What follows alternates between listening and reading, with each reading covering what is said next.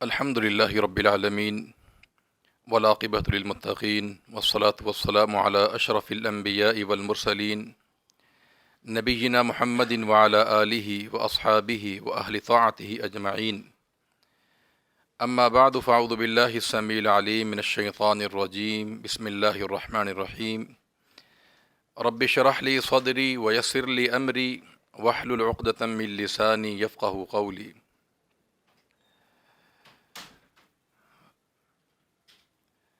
فہم قرآن کے حوالے سے قرآن مجید کی سورۃ الفاتحہ کی تفسیر اللہ کے توفیق سے بیان کی جا رہی ہے۔ الحمد للہ رب العالمین، سب تعریف اللہ کے لیے ہے، رب العالمین جو سارے جہانوں کا پالنے والا ہے۔ اس سے قبل اللہ تعالیٰ کی حمد و ثناء کے حوالے سے کچھ ضروری باتیں بیان کی گئی تھیں کہ تمام تعریفیں اللہ تعالیٰ کے لیے ہے، رب العالمین جو سارے جہانوں کا پالنے والا ہے۔ رب کا معنی ہوتا ہے سردار، کہ جس کی اطاعت ہوتی ہو، اور رب مالک کو بھی کہتے ہیں، اور رب مربی پرورش کرنے والا۔ تو الحمدللہ تمام تعریف اللہ تعالیٰ کے لیے ہے۔ کون؟ اللہ رب العالمین، جو تمام جہانوں کا سردار ہے، مالک ہے، پرورش کرنے والا ہے۔ یہ تینوں صفات، یعنی سردار ہونا، مالک ہونا اور پرورش کرنا، یہ تینوں صفات اللہ تعالیٰ کی ذات میں بدرجہ اتم موجود ہے۔ اللہ تعالیٰ سے بڑا کوئی سید نہیں ہے، کوئی سردار نہیں ہے، اور وہی سب کا مالک ہے، اور ہر ایک کو پیدائش سے لے کر کمال تک پہنچانے والی ذات بھی اللہ تعالیٰ کی ذات ہے، اور ہر چیز کی ضرورت کو بھی اللہ کی ذات ہی پورا کرتی ہے۔ تو اس لحاظ سے تمام تعریفیں رب العالمین کے لیے ہے، جو سارے جہانوں کا پالنے والا ہے۔ عالمین کہتے ہیں جہان کو۔ دنیا میں بہت سے جہان ہیں، عالم ارض ہے، عالم سما ہے، عالم جن، عالم انسان، عالم ملائکہ، عالم حیوانات۔ تو اللہ تعالیٰ ان تمام جہانوں کا مالک ہے، پالنے والا ہے، ان کا سردار ہے۔ عالمین ویسے جمع کا صیغہ ہے، اس کا معنی ہوتا ہے کہ ما یعلم بہ الشیء، کہ جس کے ذریعے کسی چیز کا علم حاصل کیا جائے۔ تو دنیا میں جتنے بھی جہان ہیں، ارض ہے، سما ہے، انس ہے، جن ہے، ملائکہ ہیں، فرشتے ہیں، یہ تمام جہان اس بات کی دلیل ہیں کہ ان کو پیدا کرنے والا، ان کو پالنے والا کوئی ذات موجود ہے۔ تو الحمدللہ رب العالمین، تمام تعریف اللہ تعالیٰ کے لیے ہے، جو ساری کائنات کا مالک بھی ہے، سردار بھی ہے، اور ان کی پرورش کرنے والا ہے۔ الرحمن الرحیم، وہ ذات بڑا ہی مہربان ہے اور نہایت رحم کرنے والا ہے۔ یہاں اللہ تعالیٰ کی 4 صفات کا ذکر کیا گیا ہے، ان میں سے پہلی صفت رب العالمین، اور دوسری اور تیسری الرحمن الرحیم، کہ وہ اللہ کی ذات بے حد رحم کرنے والا اور نہایت مہربان ہے۔ پہلے اللہ تعالیٰ کی ربوبیت کا ذکر کیا کہ اللہ تعالیٰ رب ہے، رب العالمین، وہ سارے جہانوں کا پالنے والا ہے۔ صفت ربوبیت کا ذکر کیا۔ اللہ تعالیٰ کا رب ہونا یہ دلیل ہے کہ اللہ تعالیٰ کی ذات الہ بھی ہے، یعنی رب العالمین دلیل ہے الہ العالمین ہونے کی۔ اس لیے انبیاء علیہم السلام نے جب اپنی قوموں کو دعوت دی تو توحید کے لیے جو دلیل پیش کی انہوں نے، وہ توحید ربوبیت کو پیش کیا تھا۔ چونکہ توحید ربوبیت ایک زبردست دلیل ہے توحید الوہیت کے لیے۔ دنیا میں جتنے بھی کافر تھے، ان سب کا یہ ایمان تھا کہ اللہ تعالیٰ کی ذات ہی رب ہے، وہی آسمان زمین کا بنانے والا ہے، وہی رزق دینے والا ہے، وہی خالق ہے، وہی مدبر ہے۔ قرآن نے متعدد مقامات اس کا ذکر کیا ہے کہ وَلَئِن سَأَلْتَهُم مَّنْ خَلَقَ السَّمَاوَاتِ وَالْأَرْضَ لَيَقُولُنَّ اللَّهُ، اگر آپ ان سے پوچھیں کہ یہ آسمان و زمین کس نے بنائے ہیں تو کہیں گے اللہ نے بنائے ہیں۔ قُلْ مَن يَرْزُقُكُم مِّنَ السَّمَاءِ وَالْأَرْضِ، آسمان سے اور زمین سے تمہیں روزی کون دیتا ہے؟ أَمَّن يَمْلِكُ السَّمْعَ وَالْبَصَرَ، تمہاری آنکھوں کا اور کانوں کا مالک کون ہے؟ تو سب کہیں گے اللہ کی ذات ہے۔ أَمَّنْ خَلَقَ السَّمَاوَاتِ وَالْأَرْضَ أَمَّنْ جَعَلَ الْأَرْضَ قَرَارًا أَمَّنْ يَهْدِيكُمْ فِي ظُلُمَاتِ الْبَرِّ وَالْبَحْرِ۔ قرآن کے 20 ایسی آیات موجود ہیں کہ مشرکین مکہ مانتے تھے کہ اللہ کی ذات رب ہے، وہی پالنے والا ہے، وہی زندہ کرنے والا ہے، وہی مارنے والا ہے، آسمان سے وہی بارش نازل کرتا ہے۔ تو توحید ربوبیت زبردست دلیل ہے الہ العالمین ہونے کی، کہ جب سارے کام اللہ کی ذات کرتی ہے، آسمان اس نے بنایا، زمین اس نے بنائے، پہاڑ اس نے پیدا کیے ہیں، اندھیروں میں رہنمائی وہ کرتا ہے، روزی وہ عطا کرتا ہے، جب سارے کام اللہ کی ذات کرتی ہے، رب کرتا ہے، تو پھر عبادت بھی اسی ذات کی ہی کرنی چاہیے۔ تو توحید ربوبیت حقیقت میں یہ توحید الوہیت کی دلیل ہے۔ قرآن مجید میں اللہ تعالیٰ نے ابراہیم علیہ السلام کا جو مکالمہ ہوا نمرود کے ساتھ، وہاں بھی اس بات کی دلیل ملتی ہے کہ سیدنا ابراہیم علیہ السلام نے نمرود کو اللہ تعالیٰ کی ربوبیت کی دلیل دی تھی، ربی الذی یحیی و یمیت، کہ میرا رب تو وہ ہے جو زندہ بھی کرتا ہے، مارتا بھی ہے۔ موسیٰ علیہ السلام نے جب فرعون کے سامنے دعوت پیش کی تھی تو انہوں نے بھی رب العالمین کی دعوت دی تھی، توحید ربوبیت کی۔ تو فرعون نے کہا تھا قال فرعون وما رب العالمین، رب العالمین کون ہے؟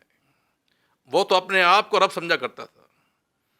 تو انبیاء علیہ السلام نے اپنی قوموں کو توحید ربوبیت پیش کی تھی۔ تو حقیقت میں توحید ربوبیت جو ہے یہ توحید الوہیت کی دلیل ہے کہ جب سب کچھ دنیا میں نظام چلانے والا، ساری کائنات کا مدبر اور متصرف الامور جو ہے اللہ تعالیٰ کی ذات ہے، رب ہے، تو پھر وہی عبادت کے لائق اور مستحق ہے۔ تو الرحمن الرحیم یہ بھی اللہ تعالیٰ کی دو صفات ہیں، رب العالمین بھی صفت ہے، الرحمن الرحیم یہ بھی دونوں اللہ کی صفات ہیں۔ رحمان میں رحیم کے مقابلے میں زیادہ رحمت کا معنی پایا جاتا ہے، کیونکہ رحمان کے حروف رحیم سے زیادہ ہیں، اور عربی کا یہ اصول اور قاعدہ ہے کہ حروف کی زیادتی معنی کی زیادتی کی دلیل ہوتی ہے۔ تو الرحمن کا معنی ہے کہ بے حد رحم کرنے والا، اور رحیم نہایت مہربان۔ تو رحمان میں رحیم کے مقابلے میں زیادہ رحمت کا معنی پایا جاتا ہے۔ یہاں پر سوال یہ پیدا ہوتا ہے کہ اللہ کی ان دو صفات کو ذکر کیوں کیا گیا؟ ایک صفت کافی تھی۔ اس کا ایک جواب تو بعض مفسرین نے یہ دیا ہے کہ یہ تاکید کے لیے ہے، یعنی بات کو پکا کرنے کے لیے کہ اللہ کی ذات ہی بے حد رحم کرنے والا اور الرحیم بھی ہے، نہایت مہربان بھی ہے۔ اور بعض مفسرین فرماتے ہیں کہ نہیں، یہ تاکید کے لیے نہیں ہے، بلکہ ان دونوں میں فرق ہے۔ کہتے ہیں کہ رحمان کا تعلق اللہ کی ان نعمتوں کے ساتھ ہے جو بڑی بڑی نعمتیں ہیں، اور رحیم کا تعلق ان نعمتوں کے ساتھ ہیں جو باریک ہیں۔ اور ایک فرق یہ بھی ہے کہ رحمان کا تعلق دنیا کی رحمتوں کے ساتھ ہے، نعمتوں کے ساتھ ہے، کہ اللہ رحمان ہے، رحم کرنے والا ہے، عام ہے، خواہ وہ مسلم ہو خواہ وہ کافر ہو، سب کے لیے اللہ رحمان ہے، مہربان ہے وہ۔ اور رحیم کا تعلق آخرت کے ساتھ ہے، کہ قیامت کے دن اللہ تعالیٰ کی رحمت خاص ہوگی صرف اہل ایمان کے لیے۔ وَكَانَ بِالْمُؤْمِنِينَ رَحِيمًا، کل قیامت کے روز اللہ تعالیٰ مومنوں کے ساتھ رحیم ہوگا۔ ایک اور فرق جو کہ زیادہ بہتر اور واضح معلوم ہوتا ہے وہ یہ ہے کہ رحمان کے معنی میں کثرت کا معنی پایا جاتا ہے، کہ اللہ بہت زیادہ رحم کرنے والا ہے، یعنی کثرت الوسعت کا معنی اس میں موجود ہے۔ جبکہ رحیم میں دوام کا معنی پایا جاتا ہے، یعنی اللہ کی ذات ہمیشہ سے مہربان ہے، ہمیشگی، لزوم اور دوام کا معنی پایا جاتا ہے۔ اور جب یہ دونوں صفات اکٹھی استعمال ہو جائیں تو معنی کیا بنے گا کہ اللہ تعالیٰ کی ذات کی رحمت بھی بڑی وسیع اور کثرت کے ساتھ ہے، اور وہ ہمیشہ سے ہے۔ کیونکہ اگر رحمت زیادہ نہ ہو تو بہت ساری مخلوق اللہ کی رحمت سے محروم ہو جائے، اور اگر رحمت میں دوام نہ ہو، ہمیشگی نہ ہو، تو پھر کوئی بھی چیز پایہ تکمیل تک نہ پہنچ سکے۔ تو یہ دونوں صفات مل کر یہ معنی پیدا کرتی ہیں کہ اللہ کی رحمت میں وسعت بھی ہے، بہت زیادہ ہے، اور رحیم ہمیشہ سے ہے۔ تو اللہ تعالیٰ کی ذات جو ہے وہ رحمان بھی ہے، وہ رحیم بھی ہے۔ مالک یوم الدین، یہ اللہ کی چوتھی صفت ہے، یعنی الحمدللہ میں لفظ اللہ آیا تھا، یہ اللہ تعالیٰ کا نام ہے، موصوف ہے۔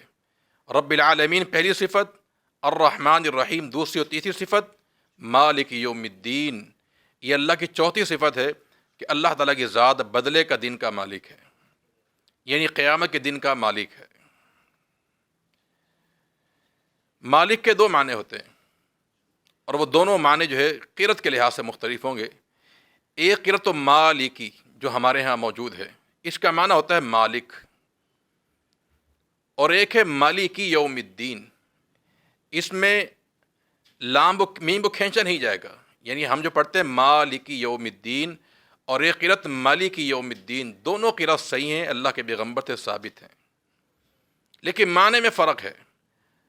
اگر یہ مالک یوم الدین ہو تو اس کا معنی ہے کہ بدلے کا دن کا وہ مالک ہے، اور اگر یہ مالک یوم الدین ہو تو اس کا معنی پھر بادشاہ ہوتا ہے کہ وہ قیامت کے دن کا وہ بادشاہ ہے۔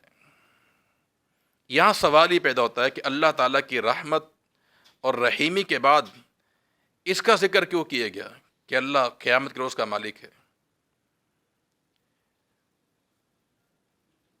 دراصل بات یہ ہے کہ بہت سے لوگ ایسے ہوتے ہیں کہ جن کے دل میں یہ بات ہوتی ہے کہ ہم بھی رحم کریں کسی پر، لیکن ان کی ملکیت میں کچھ ہوتا نہیں ہے۔ دل میں تو ہے کہ ہم رحم کریں، لیکن ان کی ملکیت میں کوئی چیز نہیں ہوتی۔ تو یہاں بتایا کہ اللہ تعالیٰ کی ذات مہربان بھی ہے، رحم کرنے والا بھی ہے، اور وہ مالک بھی ہے، ہر چیز اس کی ملکیت میں ہے۔ اس لیے الرحمن الرحیم کے متصل ہی اللہ تعالیٰ کی یہ صفت مالک یوم الدین کو ذکر کیا گیا ہے کہ وہ ہر چیز کا مالک ہے، اس کے پاس سارے اختیارات ہیں۔ یہ تو اللہ تعالیٰ کی ذات مالک بھی ہے اور اللہ کی ذات بادشاہ بھی ہے۔ یوم الدین اس سے مراد قیامت کا دن ہے۔ قیامت کے اور بھی بہت سارے نام ہیں، اسے یوم الدین بھی کہا گیا، اس کا نام یوم النشور بھی ہے، اس کا نام یوم الخلود، یوم الحسرہ، یوم التغابن، بہت سارے قیامت کے نام قرآن مجید میں احادیث میں موجود ہیں۔ یہ تو اللہ تعالیٰ کی ذات جو ہے بدلے کا دن کا مالک ہے۔ سوال یہاں یہ پیدا ہوتا ہے، تو کیا اللہ تعالیٰ دنیا کا مالک نہیں ہے؟ اصل بات یہ ہے کہ دنیا کے اندر مکافات کا عمل جاری و ساری ہے، یعنی بہت سے لوگ ایسے ہیں جو دنیا میں جزا و سزا کا عمل کرتے ہیں، یعنی ایک لحاظ سے وہ مجازی مالک ہوتے ہیں۔ دنیا میں ہمارا ایسا ہوتا ہے، بہت سے لوگوں کے پاس اختیارات ہوتے ہیں سزا دینے کے، جزا دینے کے، لیکن مکمل اور کامل جو جزا و سزا کا معاملہ ہے وہ قیامت کے دن ظہور ہوگا۔ اس لحاظ سے ذکر کیا کہ اللہ تعالیٰ کی ذات بدلے کا دن کا مالک ہے، ورنہ اللہ تعالیٰ کی ذات دنیا کا مالک بھی وہی ہے، آخرت کا مالک بھی وہی ہے۔ تو مالک یوم الدین اللہ تعالیٰ کی ذات جو ہے وہ قیامت کے دن کا مالک ہے۔ تو الرحمن الرحیم اللہ تعالیٰ بے حد رحم کرنے والا ہے اور نہایت ہی مہربان ہے۔ مالک یوم الدین بدلے کا دن کا وہ مالک ہے۔ تو جب کل قیامت قائم ہوگی تو قیامت کے روز کسی کی کوئی بادشاہت نہیں ہوگی، کسی کی ملکیت میں کچھ نہیں ہوگا، سب کے سب غلام بن کر اللہ تعالیٰ کی بارگاہ میں حاضر ہوں گے۔ قرآن نے ذکر کیا ہے کہ یوم لا تملک نفس لنفس شیئا، کہ قیامت کے روز کوئی کسی کے نفس کا مالک نہیں ہوگا۔ والامر یومئذ للہ، اس دن حکم اللہ تعالیٰ کی ذات کا ہوگا، بلکہ اللہ اعلان کرے گا لمن الملک اليوم، آج کس کی بادشاہت ہے؟ للہ الواحد القہار، خود اللہ جواب دے گا کہ ایک اللہ کی ذات کے لیے جو واحد ہے، قہار، زبردست ہے۔